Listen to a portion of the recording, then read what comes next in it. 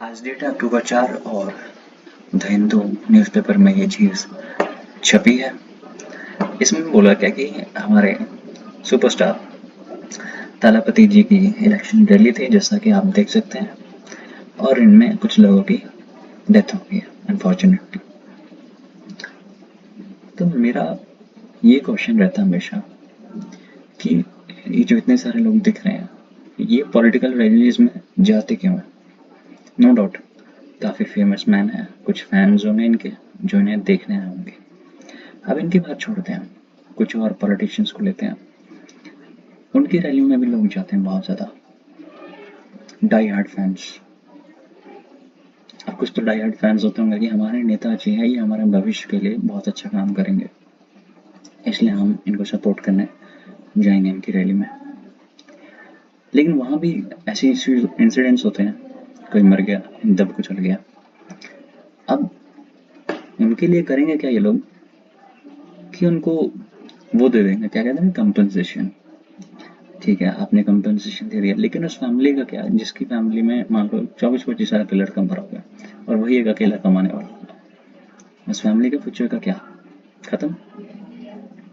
तो मेरी तो हमेशा यूथ से रिक्वेस्ट ये रहती है कि आप क्यों जाते हैं रैलीज में? आप अपना वही समय अपनी पढ़ाई, अपने जॉब या अपने फैमिली को दीजिए। आप फैमिली को खुश रखिए। इन नेताओं का सपोर्ट करने से आपको क्या मिलेगा? May be he might be a good politician, ये आपके राइट्स के लिए खड़ा होगा। वो ड्यूटी है पॉलिटिशियन की, उसको करना ही है। उससे एक्सपेक्ट किया जाता है कि आप पॉलिटिक्स में खड़े हो रहे हैं तो आपको काम करना ही है। लेकिन आप प्लीज़ अपना टाइम वेस्ट ना करें, अपनी लाइफ रिस्क में सिर्फ एक पॉलिटिशियंस के लिए तो नहीं दें। अब इनमें से कुछ लोग होंगे जिनको पैसे दे के भी बुलाया होगा, ऑब्वियसली, बिकॉज मेरे साथ में नहीं जाएगा। क्यों नहीं जाएगा? क्योंकि मेरे पास एम्प्लॉयमेंट है, मेरे पास पैसे आ रहे हैं, मुझे किसी से भीख की ज़रूरत नहीं है। यहाँ कुछ लोग होंगे जो अनएम्प्लॉयड होंगे, उनके पैसों की ज़रूरत है, और उनसे कहा होगा कि आपको 1 घंटे के लिए खड़े रहना है यहाँ पे, आपको इतने पैसे मिल जाएंगे। लालच के लिए लोग जाएंगे, लेकिन यही लालच ये लोग अब पॉलिटिशियन बनने के बाद जो नीड है उसको पूरा नहीं करते। उनको पता है लोग अनएम्प्लॉयड है, लेकिन उसको सॉल्यूशन नहीं देंगे कभी, क्योंकि उनको पता है कि जिस दिन भारत का एक एक यूथ एम्प्लॉयड हो गया, वो रैलीज में आना बंद कर देगा। वो हमारी रैली के लिए जान गंवाना बंद कर देगा अपनी।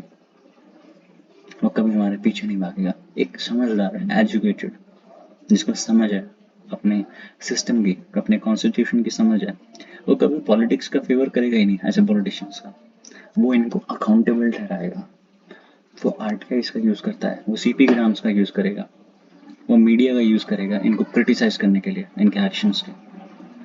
अब आप बोलोगे कि मैं इनके अगेंस्ट हूँ, मैं इनके अगेंस्ट नहीं हूँ, मैं लोगों के माइंडसेट के अगेंस्ट हूँ।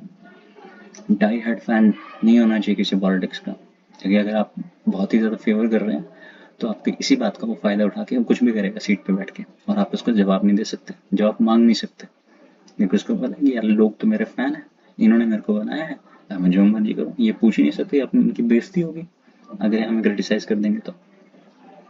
फॉर एग्जाम्पल, मैंने विजय भाई को जिता दिया और ये कुछ गलत करते हैं, तो मैं लोगों को बताऊंगा थोड़ी कि ये कुछ गलत करेंगे। लोग बोलेंगे, मुझे उल्टा बोलेंगे, भाई तेरा ही फेवरेट था, तू नहीं जिताया, तो मैं अपनी बेइज्जती की वजह से नहीं बोलूंगा। तो पॉलिटिशियंस के फैन मत होइए, उनके गलत एक्शंस को क्रिटिसाइज करिए। यूज लीगल मेथड्स, लेटर लिखिए, आरटीआई यूज करिए, सीपी ग्राम यूज करिए, अवेयर होइए, अपने राइट्स के बारे में पता करिए, अपने ड्यूटीज के बारे में पता करिए, क्या क्या सिस्टम है जिनसे आप इनको अकाउंटेबल ठहरा सकते हैं, ये पता करिए। Only then India can begin a true democracy. Democracy का मतलब तभी है जब आप अपने राइट्स के अवेयर हैं, जब आपको पता है कि डेमोक्रेसी काम कैसे करती है। डेमोक्रेसी वो गवर्नमेंट है जो लोगों के द्वारा बनती है, और हमारे इंडिया में लोगों का पार्टिसिपेशन बहुत कम है। मैं ये नहीं कह रहा कि बिल्कुल नहीं है, बहुत सारी चीज़ें लोगों के पार्टिसिपेशन की वजह से हुई है। आरटीआई एक्ट लोगों के पार्टिसिपेशन की वजह से ही आया हुआ है। So please raise your voice against injustice done to you. अपना टाइम, अपने एजुकेशन, अपने एम्प्लॉयमेंट में दीजिए, अपने फैमिली को दीजिए, रैलीज को मत दीजिए प्लीज़।